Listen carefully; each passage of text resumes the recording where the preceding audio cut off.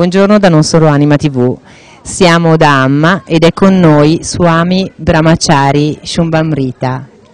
Buongiorno. Buongiorno. Amma says always that God is love and compassion, and that we are born to learn this kind of love. But can you explain us what this love and what's the meaning of compassion? All of us are embodiments of this source of love. The only thing is that we don't realize it. This love that is there in us, can cross all boundaries and can flow towards the whole of creation. That's what we see in masters like Amma. The thing is that this love, this true love or this compassion, it comes from the vision of oneness. It comes from the experience of oneness. In fact, if you take any person, you love yourself the most. Then comes everybody else in the world. When you have the vision of oneness, you don't see the other person as different from yourself. You see the other person as an extension of your own self. So when you see everybody as yourself, what can you do? You can only love and serve. So that is the real love or the real compassion, which we see so readily expressed in masters like Amma. They are able to love everybody. They are able to express compassion to everybody, because Amma says she doesn't see anybody as different from herself. She sees them as her own self. So this is the love and compassion that Amma wants everybody to express. Of course, it doesn't come automatically. Right. What can we do? You have to start consciously. You have to start with a little of your actions. Be aware to express this love. Be aware to be compassionate. And slowly, as you go deeper into your practice, as you get more centered, you see this more and more getting expressed in your actions. And finally, of course, when the experience comes, it kind of bursts. Can you tell us, because Amma yesterday talked a lot about this happiness, joy and love, and to get through this joy, she says you have to have more conscious and getting more and more conscious and aware of it. How can we do that? In this society that it seems so hard and so difficult, so more and more violent and competitive. Yeah, it is true. In today's society, that is so aggressive, and where there is so much of competition. It is true. It is difficult to really find that love. But again, the problem is in today's world, people are very hesitant to give. Because I must say selfishness has become so predominant that you want to have everything for yourself. You don't want to give anything. So the thing is that what happens is when you are caught in that mindset that I want everything for me, I don't want to give. And you are caught in the wrong thinking that in this lies real happiness. In possessing lies real happiness. People get very limited. But when you practice a little of giving, the joy that you feel, the happiness that you feel, that is very sublime. And once you experience a little of it, then you just want to give more and more. So that's why Amma always talks about this conscious effort being there. Amma gives a very beautiful example. When you give a flower to your beloved, of course the beloved is happy to receive that. But before that, when you pluck the flower, it is you who is experiencing the beauty and fragrance of it. Then is the other person experiencing it. So you are the one who is most benefited by it, and you are the one who is first happy. But many people don't realize it. They think, I need to get more to be happy.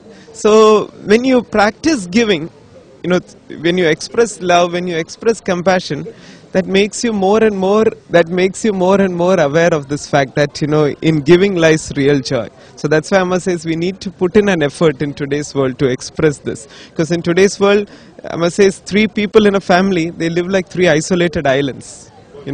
Everybody is so selfish, everybody has their boundaries, they don't want to share anything, they want everything for themselves. But when they learn to share, that's when they really experience the real joy of life. So right from a family to a society to a country to the world, the spirit of giving has to come in. And Amma gives so many hugs in all over the world, and the mom and Oneji just do so much for the world.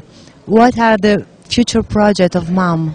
Amma goes on increasing her projects. Her mission never stops. Amma says she meets the people individually, so she knows their day-to-day problems. So that's how all these projects have come up. Many times even we feel, oh, this might be, this might be one of our last projects. But then you can see immediately Amma announcing something much more bigger. And her ways are also unique. Even if she receives €1, through our activities, she will plan something for €100. That's Amma's way of working. So the future projects, I think Amma would like to spread the scholarship scheme for poor children, because so many children who are deprived of education and the day-to-day care. Amma has introduced a scholarship scheme for these children, and it started with about 30 to 40,000 children. Now Amma wants to extend it to more than 100,000 students. It's nearly there. Amma wants to also do something for the sex workers, for their rehabilitation. Amma also wants to start new projects for, of course, wherever there are disasters. Amma's organization is one of the first to reach there. That's tsunami, and Amma is very concerned about the global warming and issues like that. So Amma also wants to do a lot in these fields where we can make people more aware of how important it is to love and respect nature. They say that Amma is the Divine Mother, and her love and compassion is so big, but it's the feminine part of God. And how can we reach this part, this feminine, how is important for a human being? Every person is a mixture of both, of masculine and feminine qualities. Though you call a person a man or a woman, even in a man there is a woman, even in a woman there is a man. Right. So there are certain qualities that have been termed as masculine, certain qualities that have been termed as feminine. But there are these qualities that we call feminine. It could be love, it could be compassion, it could be patience, forbearance, things that we see in a mother. Right. These qualities are extremely important for bringing about an harmony in society. Because if it's only the intellect, if it's only the the calculative mind that is there, and this heart factor is missing, there will never be true harmony.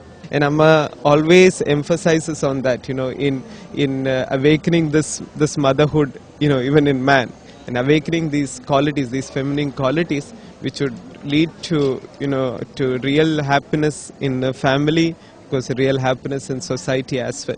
So these qualities can never be compensated or never be bargained. They have a very important place. A message for women, men, children, old people, to everyone. Amma always says that human beings, they need to be aware that we are all interdependent beings. All of us are interconnected. Human beings between themselves, human beings and nature. Everything is interconnected, and we don't feel that we are separate and nothing is going to happen to us, nothing is going to affect us. Suffering today is somebody else's suffering. To get over this feeling and identify with others' suffering, and hand in hand try to face the situations that we are facing in the world today. May it be economical crisis, may it be the natural disasters, may it be crisis in the family. It's like a person sitting on the ground floor, on the 10th floor, and there is fire on the ground floor. And he says, oh, that's only in the ground floor. Why should I be worried? I'm on the 10th floor. But this fire is going to soon catch and reach the 10th floor. So in a similar way, all our existence is interconnected. We need to be aware of it. We need to express more and more love and compassion. Our love that is just constricted now to our family, to ourselves and to our family, needs to grow. It should go towards society, towards the world as well, towards nature as well. And Amma always says, you know, this constriction, these boundaries have to go, and this love, it has to flow. In today's world, we are all aware of our rights. You know, if any right is not met, we will go on a strike. But we are not aware of our responsibilities. So along with our rights, we also become aware of our responsibilities, put in efforts to realize who we are, to realize our true self, realize the source of love and compassion that we have inside us. Thank you very much. Thank you. Mille grazie. Grazie.